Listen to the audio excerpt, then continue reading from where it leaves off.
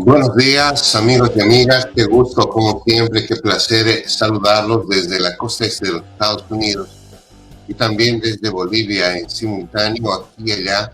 Un esfuerzo de la revista Latinos en coordinación con la periodista Miroslava Fernández desde Bolivia. Aquí y allá le hemos llamado a esta propuesta informativa que busca destacar lo mejor de la comunidad, la información, lo que habitualmente pues es noticia para nuestra gente, y nosotros lo hacemos con mucho cariño. Y bueno, tenemos hoy mucha información, son las 7 de la mañana con 1 minuto, hora de la costa este de los Estados Unidos y hora también de Bolivia. Tenemos mucha información, hay un cese, un alto al fuego en Irán e Israel. Por fin se ha logrado que ambos países se pongan de acuerdo y estos 12 días de guerra sean suspendidos. Bueno, entre tanto, decirles de que la guerra en la Franja de Gaza continúa. El pueblo palestino está pidiendo también un cese al fuego. Le ha pedido a Israel que deje de bombardear zonas civiles. En la víspera han habido un centenar de personas que buscaban alimentos, según dicen los medios de comunicación palestinos en la Franja de Gaza. Y también en Ucrania y Rusia continúan los bombardeos, continúa la guerra. También en Ucrania y en Rusia la población pide de una vez que se produzca la ansiada paz. Bueno, así está el planeta y nosotros pues, lo vamos a tratar de contar de la mejor manera posible. Gracias a la televisión alemana, gracias a la televisión pública de Francia, también nosotros hacemos posible esta información todos los días. Nos vamos rápidamente a unos mensajes importantes de nuestros patrocinadores y al volver ya estaremos con el panorama internacional, sobre todo lo más destacado, lo reitero, desde la óptica de aquí y allá, un esfuerzo de la periodista Miroslava Fernández en Bolivia y de la revista Latinos acá en los Estados Unidos. La revista Latinos celebra 200 años de creación de Bolivia y para conmemorar esta fecha histórica premiaremos a los bolivianos de oro en el exterior. La invitamos a una noche inolvidable en la gran gala de presentación de nuestra edición especial Bicentenario de Bolivia. Un encuentro donde el pasado y el futuro se abrazan. Sé parte de este evento que hará historia. 200 años de independencia, mi Bolivia. Cambas, collas y chapacos compartiendo tu canción. ¿Tu campaña está lista para la victoria? Cardiza y Analítica es tu socio estratégico con análisis de Big Data e inteligencia artificial. Transformamos el ruido de las redes en información clave para tu triunfo. Ofrecemos asesoría política integral, servicios de analítica de vanguardia, libros especializados y capacitación exclusiva. Con Cardiza y Analítica no solo compites, ganas. Contáctanos.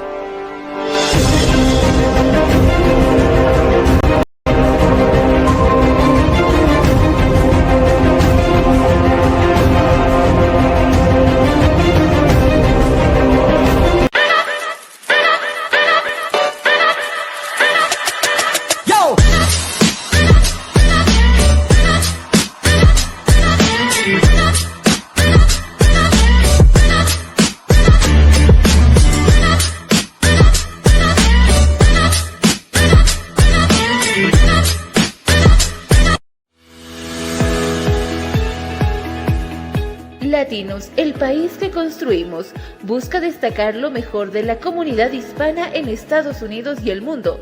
Todos los días te informamos por nuestra red multimedia. Y no te olvides buscar nuestra edición impresa de forma gratuita todos los meses.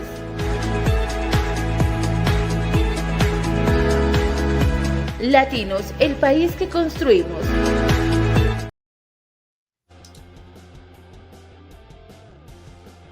Bien, y comenzamos, amigos y amigas, con la información de las últimas horas. Como ustedes saben, primero el presidente Donald Trump anunció el cese al fuego. Sin embargo, al parecer continuaban las hostilidades, continuaban los reportes tanto de Irán y también de Israel de los bombardeos. Pasaron las horas y al final se logró esta ansiada paz momentánea, para algunos todavía frágil, y Israel anunció de que había ganado la guerra a Irán. Bueno, ese fue el criterio que se reflejaba desde la base misma del primer ministro israelita. Y bueno, en ese contexto todavía se esperaban las reacciones de Irán. De todas maneras, en este momento, según el último monitoreo que hemos hecho a la prensa internacional, en los reportes tanto en Israel como en Irán, existe un alto al fuego, no hay más bombardeos y eso alienta una paz que todavía para muchos es frágil. Pero ¿qué ha pasado? ¿En qué contexto se realiza todo esto? Estados Unidos había tomado la decisión el fin de semana pasado de bombardear, atacar las plantas donde se estaría produciendo o gestando una bomba nuclear por parte de Irán. El reporte estadounidense a través del Pentágono era de que se había afectado seriamente estas plantas y que habían desacelerado, habían frenado, si vale el término, la construcción de esta bomba nuclear por parte de Irán. Sin embargo, este hecho no es absoluto, porque mucha gente, sobre todo experta en el área, considera de que evidentemente se ha afectado la planta de Irán, pero no del todo, es decir, que todavía la ambición de Irán puede tener efecto y podrían a mediano plazo volver a intentar de construir esta arma que para muchos es letal. Por eso Estados Unidos pues ha declarado a Irán como una amenaza mundial. Pero ¿cómo se evalúa el impacto en este momento de lo que ha pasado allá? ¿Cuál es la evaluación que se tiene sobre el impacto mismo del bombardeo del fin de semana de Estados Unidos a Irán? Así lo cuenta la televisión en Europa. Un informe preliminar de los servicios de inteligencia estadounidense, clasificado como confidencial, concluyó que los ataques de ese país a Irán han retrasado su programa nuclear unos meses, pero no lo han destruido, como aseguró Washington, informó la prensa local el martes. Estados Unidos bombardeó la madrugada del domingo instalaciones atómicas claves en Fordo, Natanz e Isfahán, una acción con la que se unió a Israel en su guerra contra la República Islámica, que actualmente atraviesa una frágil tregua. Pero los ataques no eliminaron por completo las centrifugadoras ni las reservas de uranio enriquecido de Irán, según medios estadounidenses que citaron el martes a personas familiarizadas con las conclusiones de la Agencia de Inteligencia de Defensa. Según el informe, más bien se habrían bloqueado las entradas de algunas centrales, pero sin destruir las instalaciones subterráneas. Esta cobertura mediática enfureció al presidente estadounidense Donald Trump, quien insistió en que medios como CNN y The New York Times pretenden desprestigiar el ataque militar, al afirmar que solo había retrasado el programa nuclear iraní. En mayúscula reiteró en su red Truth Social que los sitios nucleares de Irán están completamente destruidos. La portavoz de la Casa Blanca, Caroline Leavitt, confirmó la autenticidad del informe de inteligencia, pero dijo que era totalmente erróneo y fue clasificado como top secret. Irán afirmó el martes haber tomado las medidas necesarias para asegurar la continuación de su programa nuclear. Además, un asesor del líder supremo de Irán, el ayatolá Ali Khamenei, aseguró que su país todavía tiene reservas de uranio enriquecido. El martes entró en vigor un frágil alto el fuego anunciado por Trump después de 12 días de guerra. Bueno, así está la situación en este momento. Hay las posiciones encontradas, no se sabe a ciencia cierta cuál es la evaluación real. Desde la perspectiva de los Estados Unidos, el impacto fue realmente devastador. Trump lo ha dicho, el presidente, que ha sido oportuno el haber atacado, el haber logrado frenar a esta ambición iraní.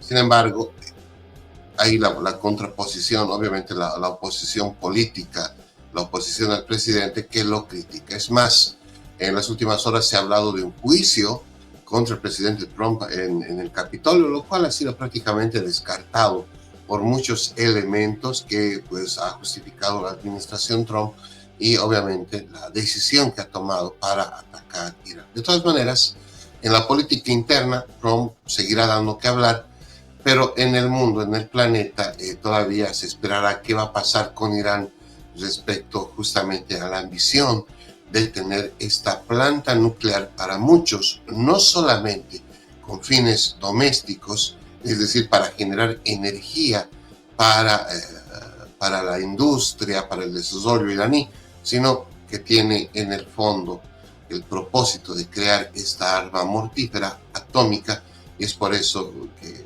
la amenaza de esta bomba nuclear ha provocado el bombardeo a esta área. Pero, ¿qué ha dicho Israel?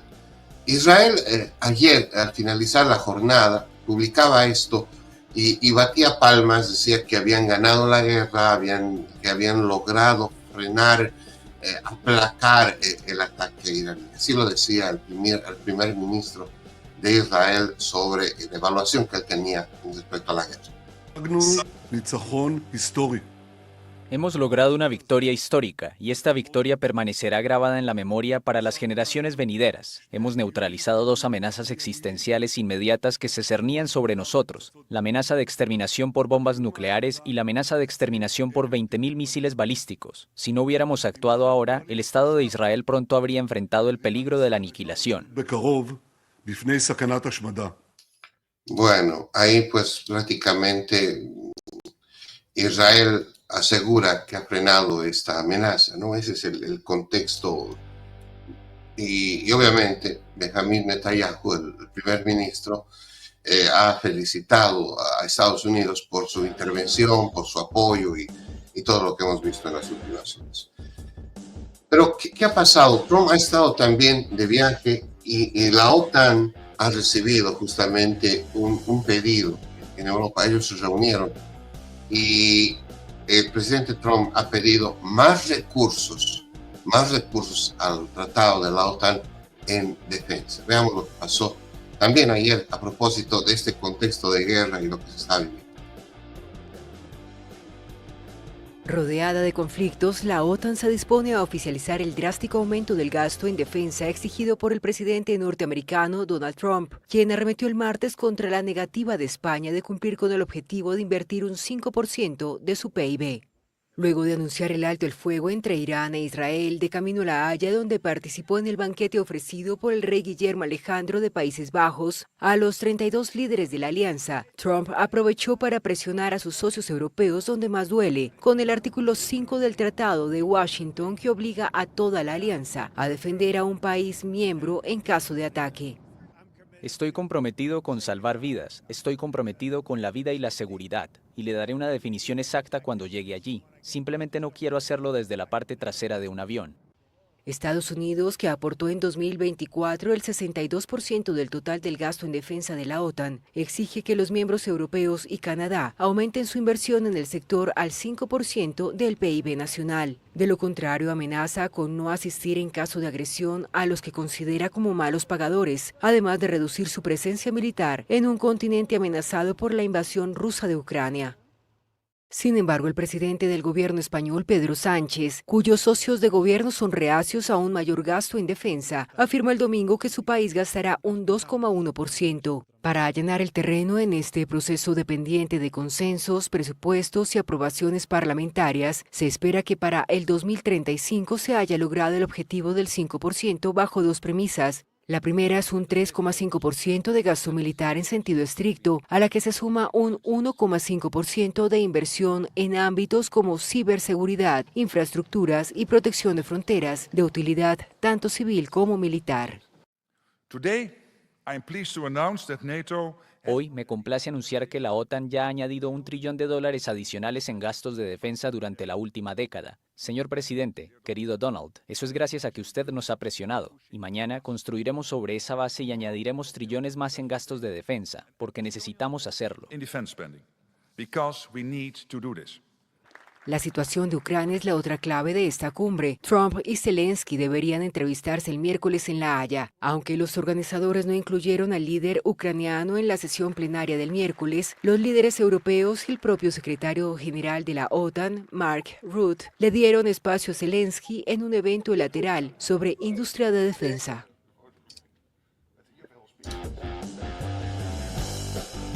Buenos días, José. Bien. Buenos días, está con nosotros Miroslava Fernández. Miroslava, qué gusto como siempre estar contigo y saludarte desde acá, desde Estados Unidos. No, y con la buena noticia, ¿no es cierto?, de que de alguna u otra manera se ha logrado ya parar la posible, los 12 días de conflicto, de guerra que se dio entre Israel e Irán. Ese es el término adecuado, esa es la buena noticia. Esa es la buena noticia de hoy. Se ha frenado, pero lamentablemente en el planeta las cosas no están bien, ¿no?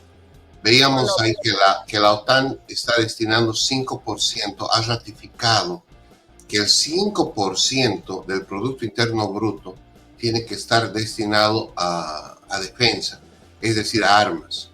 Ahí la posición de controversia la de España, que no quiere colocar su cuota, para hablar así en términos más simples. Y Trump ha dicho, pues el presidente de Estados Unidos, que si no ponen lo que se han comprometido, Estados Unidos prácticamente dejará de apoyarlos. Y obviamente en caso de que hubiera alguna invasión, algún tema bélico, Estados Unidos no apoyaría, porque no estarían cumpliendo sus socios la parte de lo comprometido. Sí, y bueno, también estaba escuchando o leyendo en realidad ayer que habían algunos organismos que por la intervención de Trump estaban pidiendo que tal vez sea nominado para un Nobel de la Paz, ¿no? Sí, eso ha pasado. Eso ha pasado, mucha gente es que hay posiciones, yo diría, posiciones, se podría decir, divididas, ¿no? Porque por un lado hay mucha gente que obviamente lo critica. Ayer hubo un cruce de palabras en el internet donde le gusta debatir al presidente de los Estados Unidos con algunos demócratas, que incluso han dicho que lo van a llevar a juicio, que esto daría pie para que incluso lo destituyan. Trump ha respondido a su estilo, se los ha golpeado por medio del internet, pero yo pienso que aquí mucha gente en los Estados Unidos se alegra de cómo Estados Unidos ha respondido y ha logrado este impacto. Ahora, la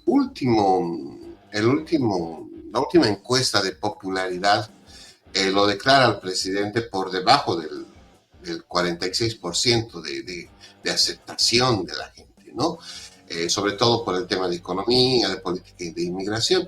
Pero en el fondo, Miroslava, yo pienso que el presidente Trump también ve que hay una guerra mediática contra él. Por eso se estrella contra las cadenas que tienen financiamiento. Y hay que ser claro, del Partido Demócrata, ¿no? Es decir, CNN, Univisión, Telemundo, que responden prácticamente a intereses demócratas.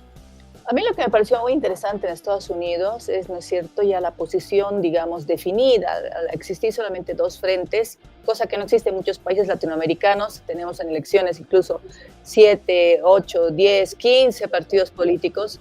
En Estados Unidos no es así, el sistema político electoral es totalmente diferente. Y bueno, los ciudadanos norteamericanos de Estados Unidos son, digamos, ya más definidos. Encontré familias que tenían letreros: yo apoyo a Trump, yo apoyo a tal candidato, en pleno jardín, ¿no? Porque ellos demuestran de alguna forma directamente el apoyo a sus candidatos y luego a sus presidentes, y eso de alguna u otra forma te da gobernabilidad y la posibilidad de tomar decisiones. Entonces yo creo que Trump de alguna forma tomó las decisiones que tomó basado más que todo en esos resultados electorales que tuvo, ¿no?, a fines del año pasado. Bueno, aquí en los Estados Unidos, te cuento, es un dato importante para el debate. Existen más de 5 millones de agrupaciones políticas. 5 millones, más de 5 millones. Pero las que más logran aglutinar representación son obviamente legendariamente, incluso desde la creación de los Estados Unidos, los conservadores y digamos aquellos progresistas que se identifican hoy en día entre los republicanos y los demócratas, ¿no? Aquí hay una polarización habitual general, pero en el último tiempo también ha aparecido el Partido Verde con diferentes nombres, ¿no? Pero el Partido Verde que tiene una visión más conservadora sobre el cuidado del medio ambiente, del planeta. Y, por ejemplo, aquí en las juntas escolares, donde también hay elecciones, muchos candidatos que tienen que correr, si va el término, para buscar una posición en la junta escolar, pues ellos o van bajo el paraguas de los demócratas o van bajo el paraguas de los republicanos, pero en todos sus avisos indican que son candidatos independientes. Eso se ha vuelto popular también, Miroslava. Muy bien, muy buen dato. Bueno, hay que recordar también que acá la junta escolar es el primer lugar donde los políticos empiezan, como quien diría, a meterse a la arena política, ¿no? O sea, uno que quiere ser alcalde o concejal, al menos en su ciudad, concejal municipal, indudablemente tiene que haber empezado por la junta escolar de su condado, ¿no? Las elecciones en las juntas escolares en los condados tienen mucha incidencia. Realmente es donde se vive la arena política. Pero yo te diría un 80-70% de la población norteamericana, poco, mucho, nada le interesa el tema político. Si tú preguntas a alguien en la calle y le dices, ¿dónde vives? Te dirá el condado, la zona, porque obviamente es su dirección. Pero cuando le dices, ¿y quién es el nombre de tu concejal? ¿Cómo se llama tu concejal o tu alcalde? Mucha gente no sabe, porque no le interesa. Sí, solo las presidenciales son, digamos, más definidas, por eso decía, en Estados Unidos. Eso sí lo vi. Bueno, sigamos revisando lo que está pasando en el planeta. Mientras nos alegramos por Irán y por Israel, miren lo que ha pasado en Ucrania. Una alegría, digamos, no muy consolidada, ¿no? Porque continúa todavía el enfrentamiento que existe en estos países, simplemente han hecho un alto. Bien, veamos lo que ha pasado en Ucrania y en Rusia, donde continúa la guerra. A Dnipro, en el este de Ucrania. Según el gobernador local, mató a una decena de personas y más de 150 resultaron heridas. Impactó un edificio residencial y también causó daños en un jardín infantil cercano. Gracias a Dios no estaba en casa y mi hijo no estaba en casa. Mi hijo estaba en el jardín de infancia del albergue y yo estaba al lado. En el jardín de infancia las ventanas y las puertas reventaron. Gracias a Dios los niños están a salvo. También quedó afectada una iglesia. El sacerdote presidía un servicio cuando ocurrió el ataque. Ocurrió en una fracción de segundo. Abre los ojos y no hay ventanas ni puertas. Todo está medio destruido. Pero gracias a Dios, todos los que estaban en los terrenos de la iglesia y nuestro complejo resultaron ilesos. Las autoridades locales dijeron que entre los heridos hubo 18 niños y que 12 personas están en estado grave. Horas antes, otro ataque mortal tuvo lugar en Sumy, al norte. Allí, un dron ruso causó al menos la muerte de 3 personas, un niño de 8 años incluido, y dejó heridas a otras 3, según denunció la autoridad militar de la región. Rusia no hizo comentarios al respecto. Los ataques se produjeron mientras en La Haya los aliados de la OTAN se reúnen con la guerra en Ucrania como uno de los temas centrales. Volodymyr Zelensky presiona para obtener más ayuda militar del bloque, mientras Estados Unidos sigue reticente a seguir financiando la guerra. Bueno, ahí veíamos lo que está pasando con el tema de Rusia, Miroslava. Sí, o sea, el mundo continuaba con sus otros conflictos, ¿no? Mostrábamos un mapa hace unos días atrás de cuántos conflictos existen en el planeta, considerados ya con ribetes de guerra, y que, bueno, estos de alguna u otra forma se mantienen, ¿no? Lo que tuvo en vilo, digamos, a todo el mundo fue precisamente Irán con Israel, debido a las implicancias de si entraba o no ingresaba Estados Unidos y otros países para apoyar a un lado, a un país u otro país, ¿no? Y el pueblo palestino en la franja de Gaza también está pidiendo alto al fuego. Miren lo que ha pasado en la víspera, pues otra vez los misiles israelitas en la franja de Gaza, donde está el pueblo palestino, han impactado y otra vez muertos, otra vez decenas de estas imágenes tan feas que se viven ahí en este momento. Mientras siguen los ataques contra Gaza, los palestinos también piden un cese el fuego. Fuerzas israelíes mataron el martes a gazatíes que esperaban ayuda en el centro del enclave, según el organismo de defensa civil del territorio. Éramos unas 50.000 personas. Los judíos nos engañaron para que entráramos en el centro de distribución de alimentos y luego abrieron fuego al azar. Los heridos y los muertos quedaron tirados en las calles, como si nuestras vidas no significaran nada. Además, la defensa civil aseguró que un centenar de personas resultó herido. Miles de palestinos se congregan diariamente para recibir raciones de alimentos en Gaza, mientras la hambruna se agudiza tras más de 20 meses de guerra. El Ministerio de Sanidad local informó el sábado que al menos 450 personas murieron y casi 3.500 fueron heridas por fuego israelí al buscar ayuda desde finales de mayo. Muchas se encontraban cerca de lugares gestionados por la autodenominada Fundación Humanitaria de Gaza, impulsada por Israel y Estados Unidos. Frente a los ataques, los gazatíes piden un acuerdo similar al de Irán e Israel en su territorio. Damos gracias a Dios por el alto el fuego entre Irán e Israel, porque se trata de masacres. Quien haya detenido la guerra entre Irán e Israel es capaz de detener la guerra que se está librando desde hace casi 3 años en la Franja de Gaza.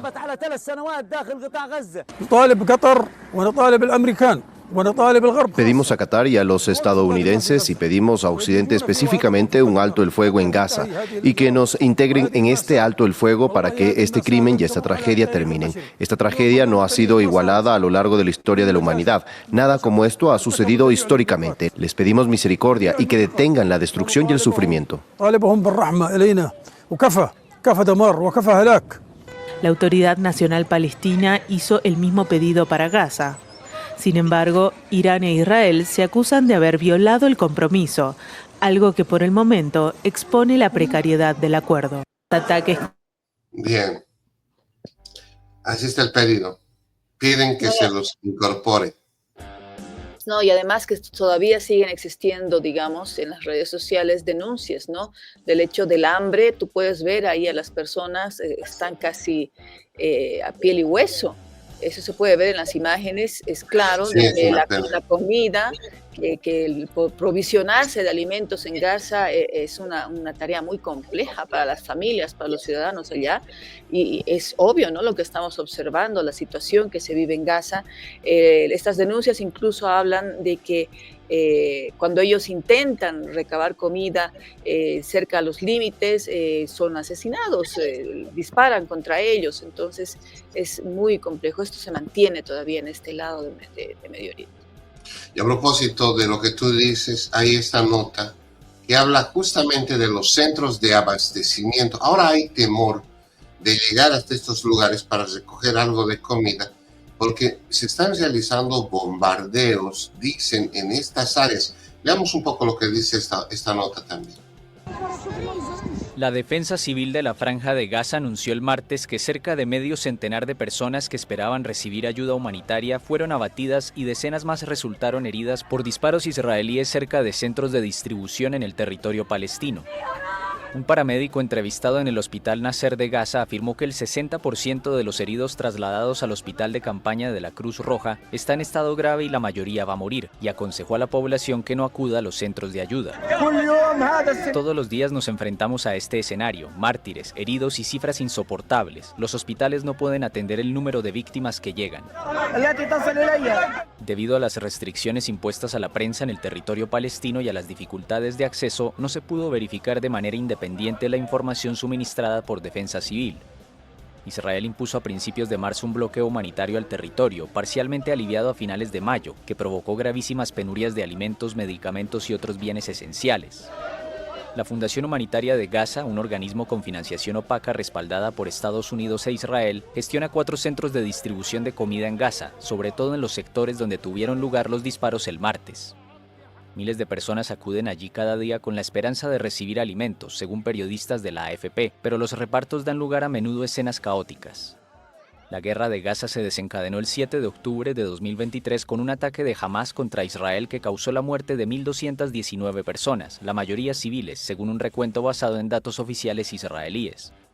Más de 56.000 palestinos, en su mayoría civiles, han muerto en Gaza en la campaña militar israelí de represalia, según datos del Ministerio de Salud de Gaza, considerados fiables por la ONU. Bueno, así está el planeta, así está pasando pena la gente en la franja de Gaza, Miroslav. No, y quería comentarte, ¿no? Que hace unos días atrás se vio un video, una semana atrás más o menos, en el cual con un dron se podía ver cómo había quedado Gaza, la destrucción en Gaza. Había gente, tuvo 9 millones de vistas, likes y todo lo demás, y hubo gente que dijo que tal vez era con inteligencia artificial. Bueno, en este video que reciente pude pasar, la Deutsche Welle ha hecho un estudio del video, y precisamente es la Deutsche Welle la que asegura que no utilizaron inteligencia artificial, que las imágenes son reales de cómo ha quedado Gaza. Bueno, veamos, vamos a tratar de cargarlo en este momento. Claro, entonces es impactante, pues es impactante la situación, tomando en cuenta que estamos hablando de una región totalmente destruida y los habitantes en ese estado, ¿no? Ahí está.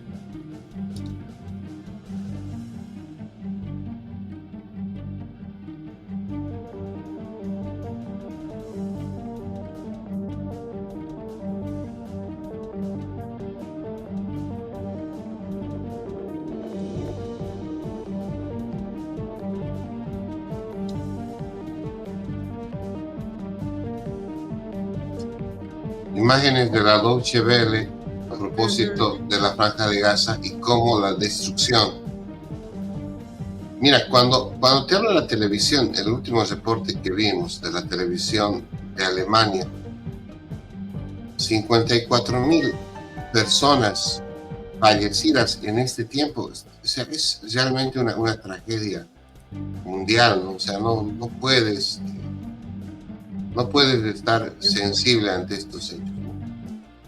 Claro, y hoy en día el tema de, por ejemplo, utilizar imágenes de inteligencia artificial, de utilizar otras maneras de poder hablar de información dentro de las redes sociales, crea susceptibilidad, más aún cuando estamos hablando, ¿no es cierto?, de zonas enfrentadas, zonas en guerra. Entonces, me parece muy bueno que instituciones como la Deutsche Welle se estén dedicando también a hacer la verificación de este tipo de imágenes que son distribuidas por las redes sociales. Sí, a propósito de información, no nos vamos a cansar de decirlo, hay mucha información a veces que circula de manera falsa, sobre todo con este tema de Irán e Israel. Hay gente que realmente se dedicó a subir muchos fake news y obviamente desinforman, ¿no? Y es por eso que a mí me parece válido el hecho de que la Deutsche Welle, estas organizaciones, estas corporaciones de información, verifiquen los datos, verifiquen las fuentes, tratemos de ser el mejor. Mira esta imagen, vamos a tratar de congelarla ahí. Es prácticamente, es impresionante cómo parecen esos cuadros de la Segunda Guerra Mundial, donde los edificios están prácticamente devastados. Esto nos imaginamos que era una zona comercial en su época, y hoy en día vemos los escombros alrededor. Hemos visto también cómo los niños buscan entre los escombros. Mira, yo no sé si alguien no siente al menos compasión por esto, no creo que sea un ser humano. Mira cómo están las viviendas destruidas. Tú contabas la fisionomía de la gente. Obviamente la gente no se está alimentando. Hay que verlos cómo están. Tú decías piel y hueso, y hacías mención a los flacos, a los delgados que están por falta de alimentos, ¿no? O sea, ahí el reporte de la televisión alemana. Yo quiero agradecer mucho a la televisión alemana y también a France Press Internacional, 24 horas, que gracias a ellos nosotros tenemos estos materiales, son de ellos. En las últimas horas te cuento, me están preguntando de dónde sacan esos materiales. Yo les pasé los enlaces, porque mientras más podamos divulgar la información, mejor para todos. Es un esfuerzo de la televisión pública francesa y de la televisión pública alemana, que pues ellos tienen este material con responsales propios y nosotros lo replicamos solamente.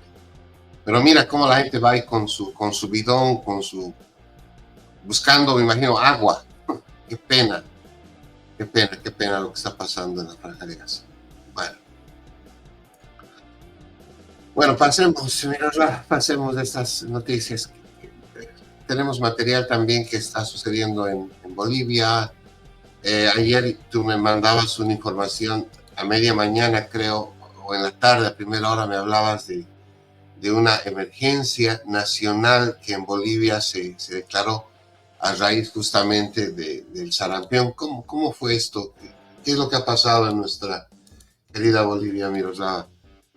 Bueno, el informe que se tiene por parte del Ministerio de Salud y Deportes en nuestro país, en Bolivia, da cuenta de que debido al COVID, en esta etapa del COVID, muchas familias habrían obviado la vacunación correspondiente a sus niños, sobre todo los niños que nacieron durante la etapa del COVID.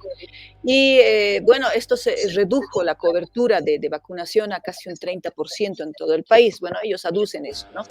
Esta falta de responsabilidad, esta falta podríamos decir, de seguimiento a las cartillas de vacunación ha llevado a que el día de hoy tengamos casi ya 60 casos de sarampión. El sarampión es mucho más peligroso que el COVID porque cuando a un niño de 4 o 5 años le da sarampión, puede morir.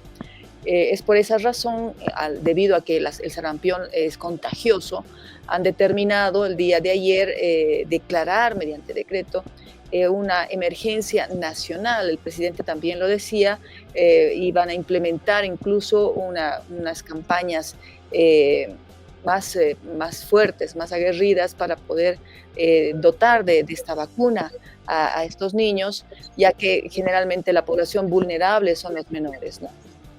Declara emergencia sanitaria a nivel nacional por sarampión.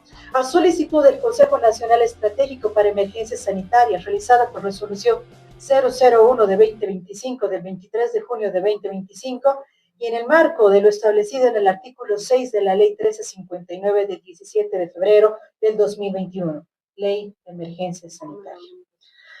Artículo 2. La declaratoria de emergencia sanitaria a nivel nacional por sarampión estará vigente a partir de la publicación de la presente resolución ministerial y se extenderá hasta que el Consejo Nacional Estratégico para Emergencias Sanitarias solicite se levante la misma. La resolución ya ha salido el día de hoy. Por lo tanto, como acciones, nosotros estamos convocando de emergencia a una reunión hoy en la tarde a los servicios departamentales de salud, porque tenemos que ver las estrategias locales viendo las características epidemiológicas de cada uno de los lugares. Número 2, el día de mañana, a la cabeza de la presidencia del Grupo de Salud, estamos convocando a todos los organismos internacionales para poder generar mecanismos de coordinación y sobre todo el apoyo y el respaldo técnico que vamos a requerir. Ustedes saben muy bien, UNICEF sabe que se trabaja mucho con la niñez y OPS es nuestro brazo operativo, nuestro brazo técnico para tomar decisiones y para generar acciones. Es por eso que los estamos llamando el día de mañana. Hemos venido trabajando en este plan estratégico para la atención de la emergencia sanitaria desde que hemos visto el incremento de casos. Agradecemos a la OPS que nos ha estado guiando y nosotros nos estamos enmarcando justamente en todos los lineamientos de la OPS-OMS. Dada la coyuntura epidemiológica de nuestro país, vamos a convocar nuevamente a una reunión extraordinaria del Consejo de Emergencia Sanitaria para plantear nuevamente el plan que nos ha solicitado que nosotros desarrollemos. Bueno, quería contestar a una persona que escribió en mi muro, en una de redes sociales, en Facebook, que aseguraba, o creo que era en Instagram, que aseguraba que cómo era posible que por solamente 50 y tantos casos se dé una declaratoria de emergencia nacional. Bueno, a esta persona informarle lo siguiente, ¿no? Si el COVID llega a contagiar a 6 personas, el sarampión llega a contagiar a 12 o 18 personas al mismo tiempo. Entonces, la propagación de esta enfermedad se duplica, es mayor que el COVID. Es por eso que se ha tomado esta decisión de declarar emergencia nacional para tomar los recaudos correspondientes, porque solo con emergencia, con una declaratoria de emergencia nacional, se puede acceder a recursos destinados precisamente para esto del Poder de Ejecutivo. Y bueno, aparte de eso, el Ministerio de Educación, en vista de que esta situación podría ser incontrolable, ha determinado el día de ayer que algunos departamentos adelanten sus vacaciones. Uno de ellos es Santa Cruz. Las vacaciones invernales acá en Bolivia se da del 7 al 18 de julio. Santa Cruz inicia sus vacaciones invernales este lunes 30 de junio y será por 2 semanas. Y aparte de eso, las regiones afectadas que tienen casos de sarampión, como por ejemplo viene a ser incluso La Paz, Potosí, además de Santa Cruz y varios municipios, ya iniciaron desde hoy sus clases virtuales. Las clases van a ser virtuales para estas regiones. Hay gente que a veces critica, ¿no? Y dice, ¿por qué? ¿Cuál? No entendemos. Porque claro, no vivieron el sarampión de la forma que se está viviendo en este momento. Casi todos hemos sido vacunados con el sarampión, incluso contra la viruela. Hay algunos que nos ha dado la viruela, pero la situación tendría que ser controlable cuando se trata de una enfermedad que puede llevarse la vida de un niño. Qué importante lo que tú dices, Miroslava, y es bueno subrayarlo. O sea, la emergencia nacional en sarampión en Bolivia hace que las alcaldías, que el gobierno central tenga disponibilidad de recursos para prevenir, para implementar alguna campaña, etc. Pero esas acciones son vinculantes, ¿no? Por ejemplo, el caso de las vacaciones. Se adelantarían las vacaciones en algunos lugares. Y algo que me parece también importante, lo que tú dices, es cómo se propagaría. Es decir, el nivel de contagio es más rápido, es más ágil y obviamente por eso la emergencia. Pero ¿qué implica la emergencia además de recursos, Miroslava? Además de disponer de dinero, el gobierno central de poder hacer gastos excepcionales, ¿qué más hace declarar estado de emergencia en Bolivia por el sarampión? Bueno, claramente vienen a ser las gobernaciones de los municipios que tienen que también tomar medidas, ¿no es cierto? En base a esta declaratoria de emergencia, ellos pueden tomar medidas ipso facto, inmediatamente, para poder tener acceso a los recursos, para poder hacer que sus sedes o las direcciones departamentales puedan ya tomar medidas de coordinación con los colegios, porque dependen, el sistema educativo depende de alguna forma de las gobernaciones, de las alcaldías en varias regiones de nuestro país, y tiene que ir, ¿no?, así en forma de cascada para que esto se dé en menos de unas cuantas horas, ¿no?, porque generalmente esto tarda. Bueno, esperemos de que las acciones que ahora se tomen sean no, sobre todo asertivas por parte del gobierno, de la gente que tiene que tomar decisiones en este momento de manera ágil.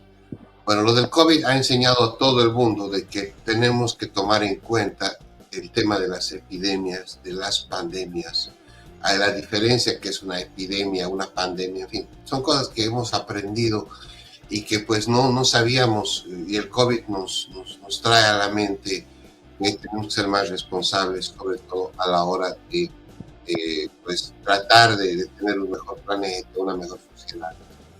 Nos están mandando los periódicos, gracias a los amigos que nos siguen. Muchísimas gracias por mandarnos los materiales. Sigamos hablando de nuestra amada Bolivia, Miroslava. Tenemos una nota de... Ahora del tema político. Vámonos a lo político. Vamos a lo político. Bueno, voy a hacer un contexto más o menos. Tenemos, por ejemplo, un movimiento político muy interesante que se ha dado en las últimas 24 horas. Por un lado, por ejemplo, el Movimiento al Socialismo ha anunciado que este viernes en el Estadio Hernando Siles en La Paz va a presentar el binomio oficial para las elecciones presidenciales de Eduardo del Castillo. No tenía un vicepresidente, entonces lo van a presentar precisamente este viernes. Y obviamente en esa conferencia de prensa también ha hablado de otros temas, ¿no es cierto? Tenemos también a un Andrónico Rodríguez que también, no, en realidad es Andrónico Rodríguez el que va a hacer el viernes esta presentación. Y Eduardo del Castillo también anuncia que va a hacer una presentación de su binomio. Son dos candidatos que van a hacer la presentación de sus binomios en los próximos días y que obviamente eso va a delimitar ya de una vez, porque sería irreversible, ya las fechas están dadas, las fechas es hasta el 3 de julio para los presidenciables, que tienen que ya presentar sus fichas claves. Y dentro de estas fichas claves teníamos en la papeleta ese espacio vacío, sin fotografía, de NGP, que viene a ser especialista en economía, que es el señor Jaime Dum, que tiene muy buena, digamos, aceptación en la nueva generación. Se ve en redes sociales que han hecho una exhaustiva campaña pese a los bajos recursos que tienen. Ha subido de alguna forma en algunas estadísticas donde sí lo toman en cuenta, pese a que no debería ser así porque todavía no se ha oficializado el tema. Y el señor Dum, que tenía problemas pendientes con la Contraloría, debido a que él trabajó en años pasados con algunas instituciones estatales, y esto había evitado que se habilite. Entonces él está corriendo contra el tiempo y él está sufriendo lo que sufren todos los bolivianos. Los bolivianos, cuando tenemos que hacer trámites, tenemos que llevar sí o sí fotocopias de nuestro carnet de identidad, porque los trámites los requieren, los trámites nos obligan a que tengamos la fotocopia bajo el brazo, y aparte de eso hacer filas, tener que responder a los tiempos, hacer más de una fila en algún lugar, y esto es lo que está sufriendo el señor Dum, el cual no solamente se ha verificado que la Contraloría tarda de 24 a 48 horas, sino que también tiene, por ejemplo, el tema de que la Alcaldía del Alto, donde tuvo este impasse, no está avanzando. Hay voces que dicen que es probable que esto se deba a que no se quiere que él pueda subirse a este carro electoral, pero él ha hecho su manifestación frente a una de las instituciones precisamente porque no está logrando y visualiza que tal vez incluso no pueda lograr a las fechas que ha dado la Corte Electoral. Pero dime, este señor Dum, ¿tiene posibilidades reales de mover la balanza electoral? ¿Tanto así incidiría él en el voto de la población en las elecciones, Miroslava? Ahora yo te hablo como cientista política, como alguien que estudió ciencias políticas, politóloga. Todos tienen la posibilidad, más aún en este contexto con el movimiento, con Evo Morales alejado, podríamos decir, como candidato. Absolutamente todos tienen una posibilidad si manejan una buena estrategia de campaña. Claro, pero a lo que me voy, más allá, digamos, del concepto, ¿no?, de las ciencias. O sea, ¿este señor Dum tiene aceptación popular? Es lo que se pregunta. Sí, todos tienen la posibilidad.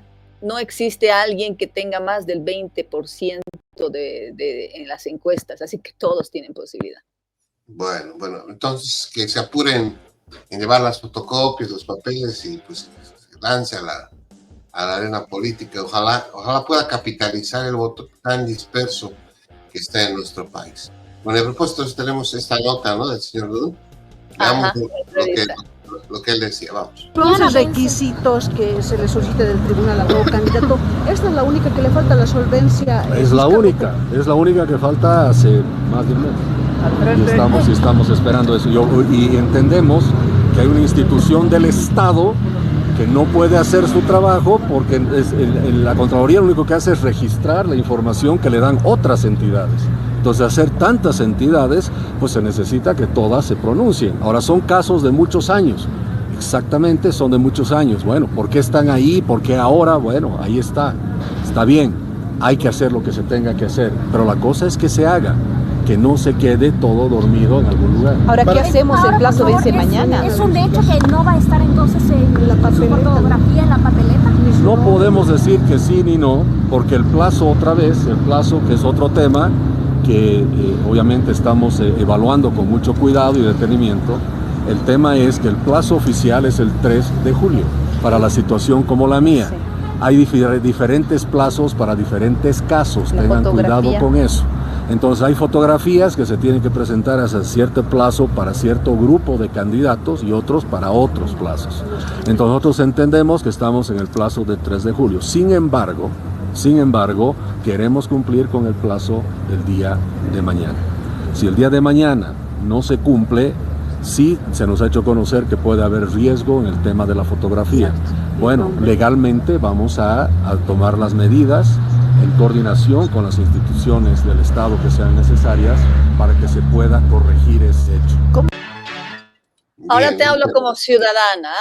O sea, si alguien quiere ser presidenciable, lo mínimo que tiene que hacer es saldar sus cuentas con el debido tiempo, ¿no? Es el tema que ha pasado con Evo Morales también. O sea, lo han inhabilitado por un juicio y todo lo demás, pero llegado el momento, los partidos políticos, por ejemplo, han presentado falencias, han presentado observaciones, les han presentado procesos precisamente por eso. Entonces, cuando uno entra en la política, tiene que prever que lo van a atacar a diferentes flancos. Es más que obvio. Entonces, el señor está haciendo aspavientos, faltando días, ¿cuánto? 3, 4 días para que fenezca el plazo final, porque ya este es el plazo final para que él pueda ingresar a la contienda electoral. Entonces es un poco triste, ¿no? Esa procrastinación que vemos en algunos personajes. No hablo solo de DUN, sino también de varios partidos. Claro, y gracias a la cortesía de Radio Fides, una emisora a quien yo aprecio mucho, Radio Fides, que ahora también está con el tema de las plataformas. Entiendo que es a la salida de la radio, me imagino, bueno, en fin, ahí es donde está hablando, es el video del señor Dunn, y él dice algo, es que también a veces los periodistas noveles cometen errores, están preguntando acerca del calendario electoral, o sea, mínimamente alguien que se dedica a hacer cobertura informativa sobre un tema electoral tiene que conocer el calendario electoral, los plazos, las normas. Es lo mismo que no sé, si te dedicaras a cubrir deportes, saber las normas básicas del fútbol, digamos, si tú cubres fútbol, saber cuántos jugadores, cuántos cambios, qué puede hacer el árbitro, qué puede hacer el técnico, hasta dónde puede entrar a la cancha o no puede entrar. O sea, tienes que saber un poco la normativa, y eso pasa por informarte un poco, ¿no? Le están preguntando ¿hasta cuándo? ¿Cómo no? Pues lean, colegas, lean el calendario electoral, ahí está todo, ¿no? Y si no, y tienen dudas, también hay la ley electoral, y si no comprenden, pues búsquenlo al vocal de cámara, algún abogado que no maneja eso como si fuera su Biblia. No le pueden preguntar a un candidato sobre fechas electorales, ¿no? O sea, pero bueno, en fin, es parte a veces pues yo entiendo que a veces también la expertise aquí es un tema básico. Pero bueno, el señor está haciendo sus trámites, ojalá que le vaya bien, ojalá que logre capitalizar votos, ojalá que sea una solución para nuestro país y que, bueno, la gente pues tenga un buen candidato. En fin. Y hablando de las tapas, ¿no? Tenemos ahí los periódicos, mira. Ibesa, Santa Cruz ha abierto con sarampión que se expande y se adelantan vacaciones invernales precisamente en esta región. Y ahí, bueno, están anunciando que entran el día de hoy a clases virtuales y el lunes en vacaciones. El deber. Vámonos, seguimos con el departamento de Santa Cruz en Bolivia. La Estrella del Mundo, así se llama este periódico, adelantan las vacaciones escolares en Santa Cruz por el brote del sarampión. No, y además en la fotografía central había una persona que se había declarado que había desaparecido, se estaba buscando, era un varón, y fue encontrado, reportado como desaparecido, hallado sin vida, maniatado y con 16 impactos de bala en el cuerpo. Eso también fue una de las noticias que se dio desde mediodía el día de ayer en Santa Cruz. Bueno, y sigamos revisando la prensa de Bolivia. ¿Qué dice La Razón, Miroslava? La Razón, que tiene sede en La Paz, ¿no? Asegura que por subida de casos declaran emergencia nacional contra el sarampión. Esa fue la noticia más impactante en la jornada pasada, que obviamente ha impactado a nivel nacional. Hay una pregunta que están dando en uno de los comentarios, no sé si podemos compartirlo de Slenka. Claro, vamos, ¿qué dice nuestra amiga? Bueno, estas son las teorías conspirativas, esas corrientes que nacieron durante la etapa del COVID, durante la etapa de la cuarentena. Es cierto, existen muchas personas que han acudido a esta teoría de que las vacunas en realidad son aquellas que de alguna forma están enfermando a la humanidad, ¿no? Y mucha gente ha optado e incluso ha sugerido que no vacunen a sus hijos. Bueno, hay vacunas que sí son necesarias, ¿no? Yo creo que en este sentido, ¿qué puede pasar? Lo que puede pasar es que su hijo se enferme y pueda incluso fallecer. Son las consecuencias de no tomar algún tipo de acciones. Yo soy, te confieso, José, una persona, he recibido todas mis vacunas, no me he enfermado, pero actualmente soy una persona que evito de alguna forma automedicarme o consumir medicamentos. Trato de tener una alimentación sana, trato de, o sea, mentalmente en el sentido de que tengo que estar sana. Y gracias a Dios, por ejemplo, hasta el día de hoy no me he resfriado de una forma muy, muy fuerte. Pero eso no es el mismo caso para los niños. O sea, en el tema de los niños existen sí cierto tipo de enfermedades, cierto tipo de vacunas que sí se tienen que otorgarles, ¿no es cierto? Yo creo que las autoridades van a tener que hacer una campaña, socializar la importancia de esta vacuna al menos, para que puedan de alguna forma acudir a los centros de vacunación en diferentes regiones del país. Sí, ahí decía Serenca Luna. Ahora, ¿qué dicen los antivacunas? Nos preguntaba a la... Bueno, sigamos revisando los periódicos. Este es el periódico del gobierno. Esto se imprime con recursos del Estado. Ahora el Pueblo se llama este tabloide. Y el titular principal dice: Bolivia declara emergencia sanitaria y clases a distancia por el sarampión. Clases a distancia, volveríamos en Bolivia a la metodología de las clases virtuales, ¿no? Ajá, y bueno, aprovecho esta etapa para hablar de otros temas más. Ahí ponen: los asesinatos no quedarán impunes, son esposas de los policías que en un acto han recibido condecoraciones y eso. Pero te cuento que el día de ayer algunos diputados del ala evista han anunciado que estarían presentando una denuncia a organismos internacionales precisamente para pedir que estos organismos inicien una investigación por las muertes en Yayagua y la Paceló de Parotani. El propio presidente en un tuit o en una publicación en X hablaba de lo paradójico de este tema, ¿no? Cómo existe una situación que se da y nace de quienes estaban bloqueando. Y precisamente el día de ayer hubo un dirigente de la alevista, de uno de los sectores sociales, que en puertas del órgano electoral aseguraban que iban a tratar el día de hoy a introducir la fotografía en el órgano electoral para que ésta sea tomada en la papeleta, y que si no es tomada en cuenta la fotografía de Evo Morales, ellos estaban amenazando nuevamente a bloqueos, a movilizaciones y bueno, una situación que de alguna forma ha tenido varios días al país en vilo.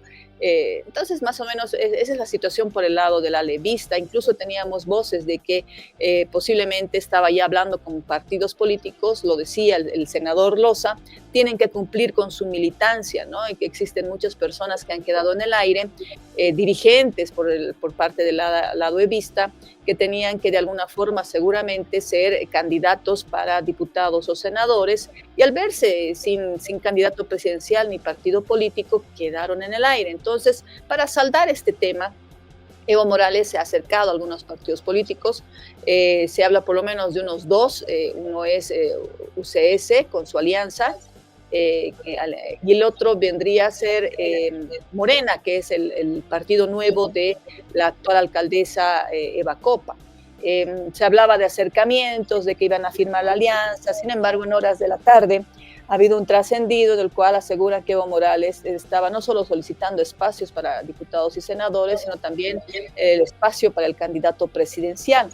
Entonces, en horas de la noche, Johnny Fernández, que es alcalde de Santa Cruz y también es candidato presidencial, dio una conferencia de prensa en la cual mostró unos convenios. Él aseguraba, sí, estamos haciendo una alianza, estamos avanzando, vamos a hablar con los sectores sociales, como él lo ha denominado, nunca confirmado. De hecho, ha habido comunicados que aseguraban que no había acercamientos con Evo Morales, y el día de ayer en la conferencia de prensa él ha ratificado que tendría este tipo de acercamientos con organismos sociales con quienes ya habría delimitado sus candidatos para diputados y senadores en La Paz, Cochabamba y creo que Potosí, en los 3 departamentos. Esto ya, según él, estaría con nombres establecidos de acuerdo a los organismos sociales. Ahí entonces quedaría Morena. En ese sentido, yo creo que Morena tendría que pensarla muy bien, ¿no? Porque por lo menos su cese tiene varios años, varias contiendas electorales, una estructura, podríamos decir, para poder enfrentar cualquier tipo de alianza, pero no es el caso de Morena. Morena es un partido totalmente nuevo que más bien se estaba perfilando para el 2030 y bueno, en el caso de que acceda a los requerimientos de Evo Morales, en ambos casos, más bien podría decir, la reacción de la población, al menos la población que utiliza redes sociales y que obviamente defenestra a muchas actitudes de los candidatos, sería visible. Bueno, así está el panorama de Bolivia, elecciones, emergencia nacional por el sarampión. La situación económica todavía no está bien en Bolivia. Hay mucha esperanza con lo que serán las elecciones del próximo 17 de agosto, y bueno, nosotros también acá, la comunidad boliviana en los Estados Unidos está pendiente de todo lo que sucede. Te cuento algo, acaban de pasarme un dato, sí, estaría entrando con Morena. Evo Morales. Ajá. Estaría bueno, amigos y ingresando. amigas, esta es una gran noticia, hay que estar atentos. Hoy Evo hay una Morales. proclamación en Chinauta, han hecho una convocatoria 2 días atrás, en pleno, podríamos decir, negociación con las alianzas. Esta proclamación que se da en Chinauta a las 2 de la tarde, el día de hoy. Chinauta es una población en pleno centro del trópico de Cochabamba, muy alejada de Santa Cruz, muy alejada de Cochabamba, en la cual han convocado a todos las 6 federaciones del trópico, que son más o menos, es el bastión de Evo Morales, a escuchar quién iba a ser el candidato presidencial. Ellos han determinado que solamente existe un candidato presidencial, que es Evo Morales.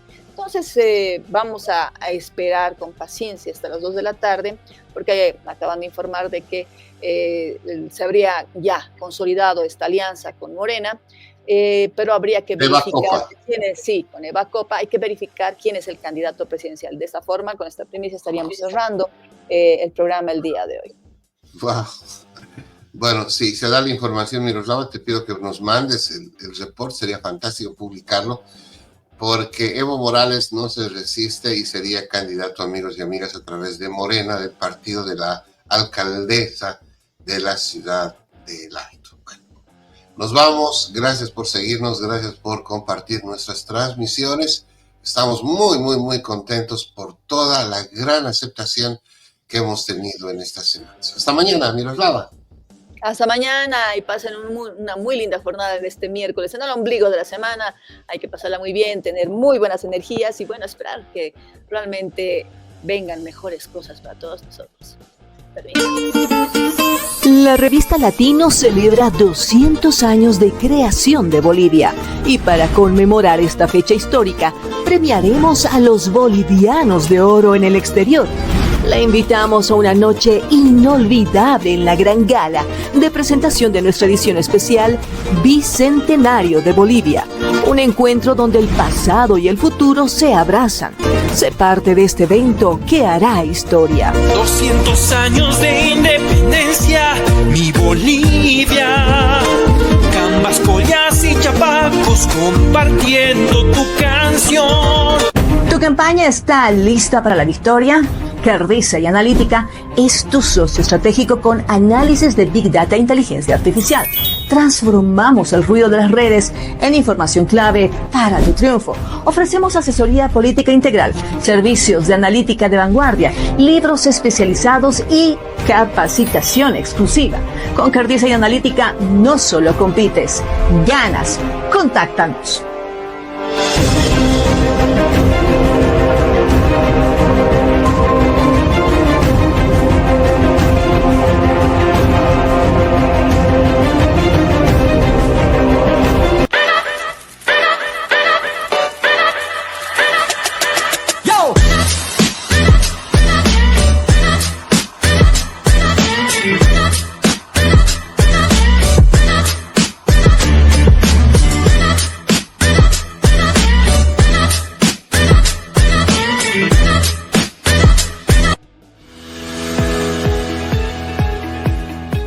Latinos, el país que construimos, busca destacar lo mejor de la comunidad hispana en Estados Unidos y el mundo. Todos los días te informamos por nuestra red multimedia. Y no te olvides buscar nuestra edición impresa de forma gratuita todos los meses.